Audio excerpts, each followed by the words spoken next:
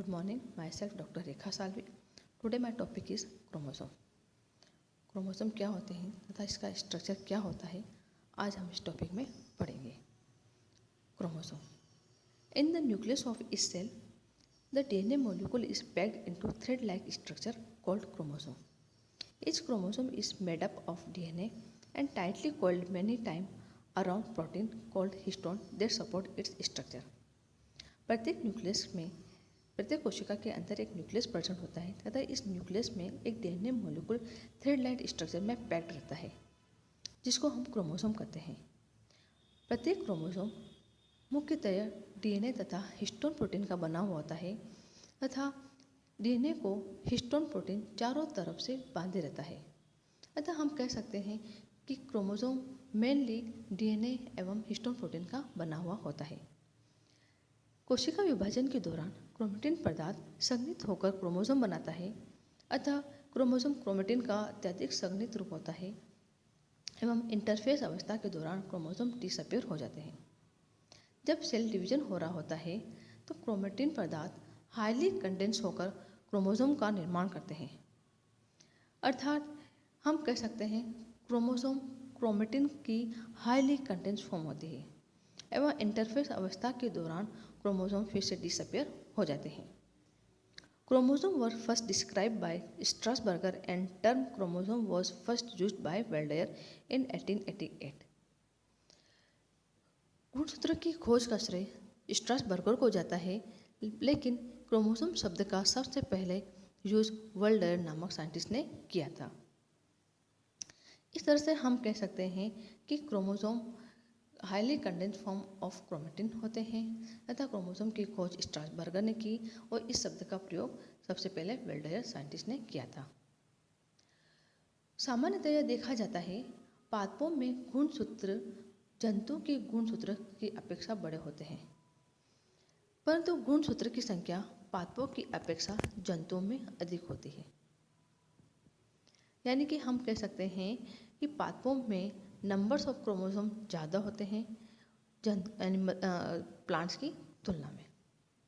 प्रत्येक जाति में गुणसूत्र की संख्या फिक्स होती है, अर्थात प्रत्येक जाति के अलग अलग जाति में गुणसूत्र अलग अलग होंगे, लेकिन एक ही जाति में पाए जाने वाले सभी सदस्यों में गुणसूत्र की संख्या फिक्स होती है. एग्जाम्पल ह्यूमन बींग में 46 क्रोमोसोम होते हैं, लेकिन ये 23rd पेयर के रूप में पाए जाते हैं. उसी तरह ड्रोसोफिला में हम देखते हैं क्रोमोसोम की संख्या 8 होती है और पेयर में 4 पाए जाते हैं.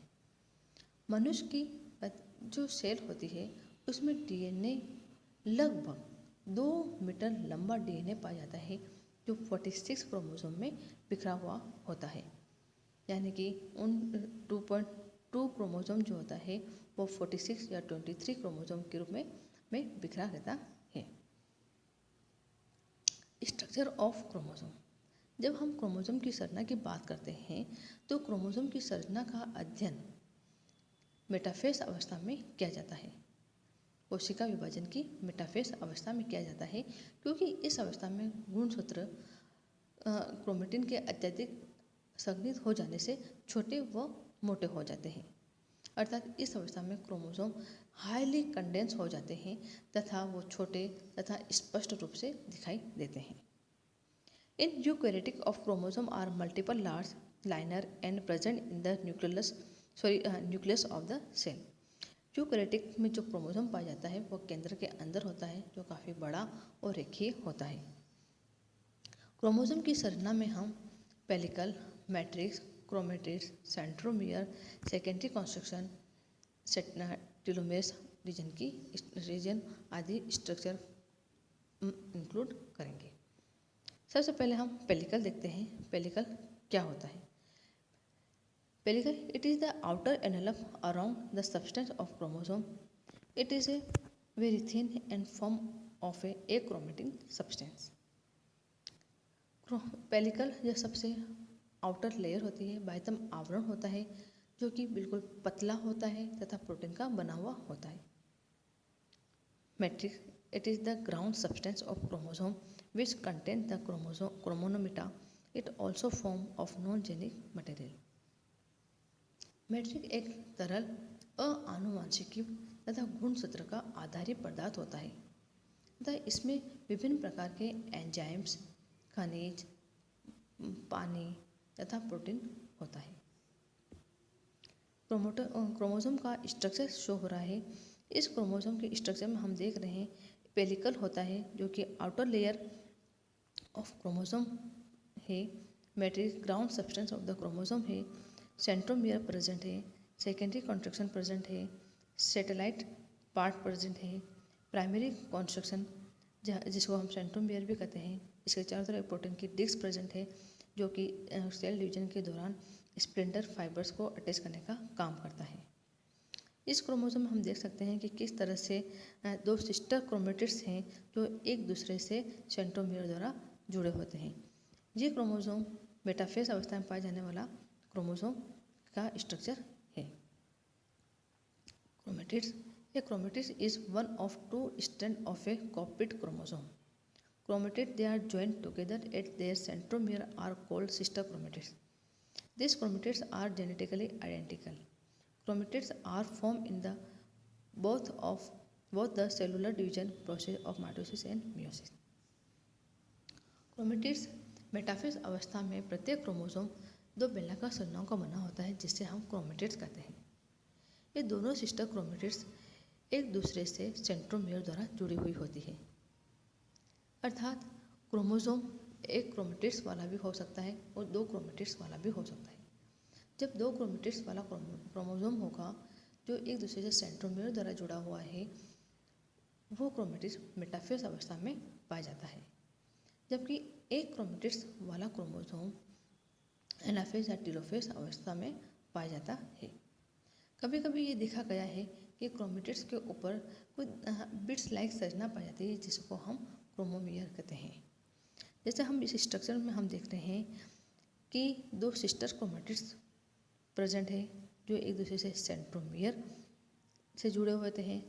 जब सेल का डिवीजन होता है तो ये दोनों सिस्टर क्रोमेटिड्स सेपरेट हो जाते हैं, यानी कि सेंट्रोमियर में डिवीजन हो जाता है, जिसके कारण दो क्रोमोसोम बन जाते हैं और वो क्रोमोसोम एक क्रोमेटिड्स वाले होते हैं तो जो अवस्था एनाफेज अवस्था वाली बन जाएगी।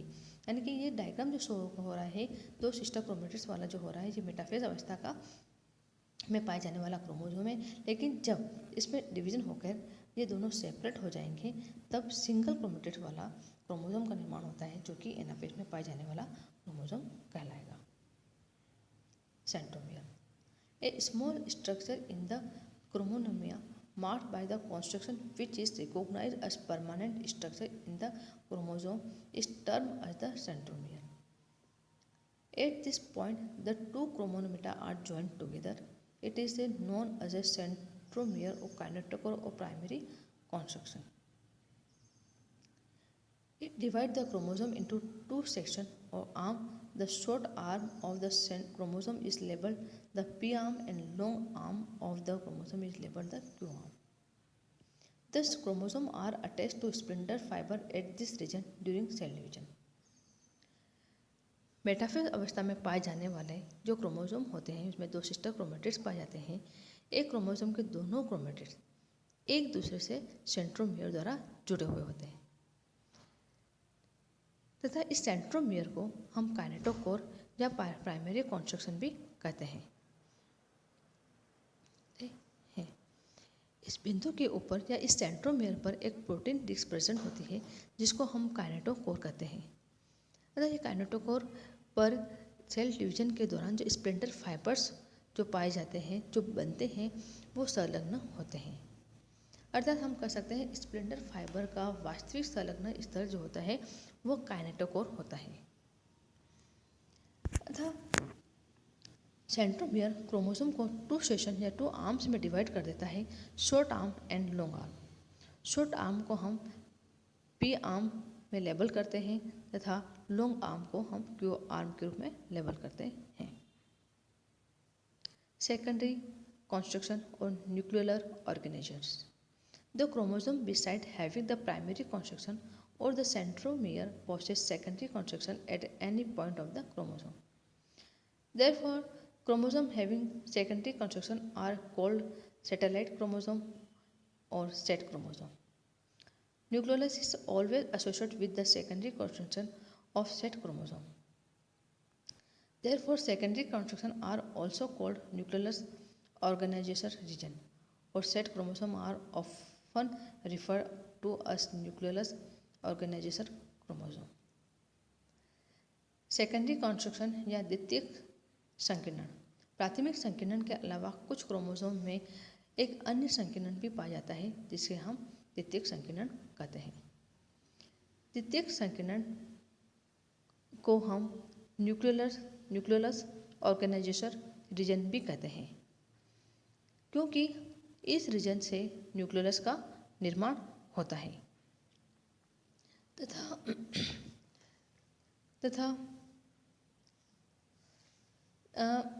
न्यूक्लियोलस ऑर्गेनाइजर रीजन के बाद बचा हुआ क्रोमोसोम का जो पार्ट होता है उसको सैटेलाइट कहा जाता है, अर्थात सैटेलाइट भाग युक्त गुणसूत्र सेट क्रोमोसोम कहलाते हैं। यानी कि जब वे क्रोमोसोम जिनमें द्वितीयक संकीर्णन पाया जा रहा है उसके बाद जो पार्ट बचा हुआ उसको सैटेलाइट पार्ट कहा जाता है और सैटेलाइट भाग युक्त क्रोमोसोम सेट क्रोमोसोम कहलाता है। Telomere These are specialized end of chromosome which exhibit physiological differential and polarity. Each extremity of chromosome due to its polarity prevent other chromosome segment to be fused with it, and the chromosome end are known as the telomere. If a chromosome break, the broken end can fuse with each other due to lack of telomere. Chromosome में polarity पाई जाती है यानी ध्रुवता पाई जाती है तथा chromosome के ध्रुवी अंत या पोलर एंड टेलोमियर कहलाते हैं। टेलोमियर एक क्रोमोसोम को दूसरे क्रोमोसोम से जोड़ने का संयुक्त होने से रोकता है, यानी कि क्रोमोसोम को आपस में जोड़ने से बचाता है। जब क्रोमोसोम का रेप्लिकेशन होता है तो क्रोमोसोम कि इस एंड वाले रीजन का रेप्लिकेशन प्रॉपरली नहीं होता है, अर्थात डीएनए रेप्लिकेशन में टेलोमियर वाले पार्ट में रेप्लिकेशन नहीं होता है, जिसके कारण क्रोमोसोम कंटिन्यू छोटा हो जाता है तथा कुछ समय के बाद में यह सेल की डेथ हो जाती है, क्योंकि क्रोमोसोम कंटिन्यू शॉर्ट हो जाता है तथा क्रोमोसोम जब शॉर्ट हो जाता है तो कुछ समय के बाद क्रोमोसोम बहुत छोटा हो जाता है तथा उस सेल का फिर कोई अस्तित्व नहीं रह जाता है तथा उस सेल की डेथ हो जाती है। लेकिन कुछ कोशिकाएं जैसे cancer cell, stem cell and germ cell में ये देखा गया है कि इस टेलोमियर वाले पार्ट में एक एंजाइम पाया जाता है जिसको टेलोमेरेज एंजाइम कहते हैं। जब क्रोमोसोम का रेप्लिकेशन होता है तब इस वाले पार्ट का भी यानी टेलोमियर वाले पार्ट का भी रेप्लिकेशन हो जाता है, जिसके कारण क्रोमोसोम में शॉर्टिंग नहीं होगी, क्रोमोसोम की साइज में कोई अंतर नहीं आएगा, जिससे कोशिका की डेथ नहीं होगी तथा टेलोमेरेज एंजाइम कोशिका को इमॉर्टलिटी देता है, यानी कि अमरता प्रदान करता है, यानी कि उसको जीवित बनाए रखने का काम करता है तथा अगर कोशिकाओं में टेलोमेरेज एंजाइम अगर एक्टिव हो जाता है तो वो कोशिका कैंसर जैसी अवस्था पैदा कर देती है। इसीलिए जब कैंसर थेरेपी दी जाती है तो टेलोमेरेज एंजाइम को इनएक्टिव करने वाला एक इनहिबिटर दिया जाता है, जिसके कारण टेलोमेरेज एंजाइम इनएक्टिव हो जाए, जिस देन टेलोमेरेज वाले पार्ट में डीएनए का रेप्लिकेशन ना हो। अतः टेलोमेरेज एंजाइम जो होता है या टेलोमेरेज पार्ट जो होता है वो दो क्रोमोसोम को आपस में जोड़ने को रोकता है, यानी क्रोमोसोम आपस में ना जुड़े तथा उसको क्रोमोसोम को संयोजित होने से रोकता है टेलोमेरेज वाला रीजन। इस तरह से जो क्रोमोसोम का टेलोमेरेज वाला पार्ट जो होता है वो एजिंग के साथ साथ छोटा हो जाता है। अगर ये छोटा नहीं होगा, अगर टेलोमेरेज एंजाइम एक्टिव हो जाता है तो कोशिका की डेथ नहीं होगी तथा कोशिका एक कैंसर जैसी अवस्था पैदा कर सकता है। इस तरह से आज हमने क्रोमोसोम तथा क्रोमोसोम के स्ट्रक्चर के बारे में स्टडी की। हमने देखा कि क्रोमोसोम क्या होते हैं, क्रोमोसोम का स्ट्रक्चर कैसा होता है, हमने क्या क्या स्ट्रक्चर में इंक्लूड किए, आदि चीज़ों पे हमने डिटेल स्टडी की। Thank you.